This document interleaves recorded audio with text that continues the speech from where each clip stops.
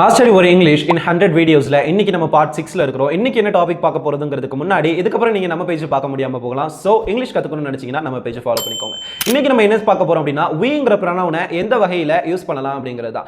weங்கிறத பொறுத்தவரை தமிழ்ல நம்ம டிரான்ஸ்லேட் பண்ணோம் அப்படின்னா weக்கு நாம்ங்கற டிரான்ஸ்லேஷன் வரும். at the same time நாங்கங்கற டிரான்ஸ்லேஷன் வரும்.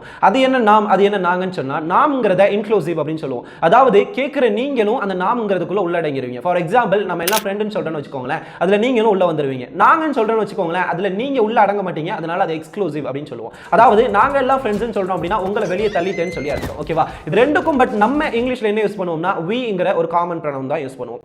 ஃபார் எக்ஸாம்பிள் weக்கு அப்புறம் என்ன ஒரு verb வரும் அப்படினா areங்கற verb வரும். அப்போ we are அப்படிங்கிறதுக்கு அப்புறம் நாங்க யாருன்னு சொல்லி நான் சொல்லணும்னு நினைக்கிறேன்னு வெச்சுக்கோங்களேன். For example we are friends அப்படினு சொல்றேன். நாங்க ரெண்டு பேரும் friends அப்படினு சொல்றேன். அப்படி இல்லனா நம்ம எல்லாரும் friends அப்படினு சொல்லி சொல்றேன்.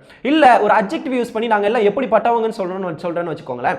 we are strong அப்படினு சொல்லுவேன். நாங்க எல்லாம் ஸ்ட்ராங் ஆனவங்க அப்படினு சொல்லி சொல்றேன். இல்லனா நம்ம எல்லாரும் ஸ்ட்ராங் ஆனவன்னு உங்களையும் சேர்த்து சொல்றேன்னு அர்த்தம். இந்த மாதிரி இன்னும் நிறைய வீடியோஸ்ல இங்கிலீஷ் கத்துக்கணும்னு நினைச்சீங்கன்னா நம்மளுடைய பேஜை ஃபாலோ பண்ணிட்டு இத உங்களுடைய ஃப்ரெண்டுக்கும் ஷேர் பண்ணுங்க. Thank you.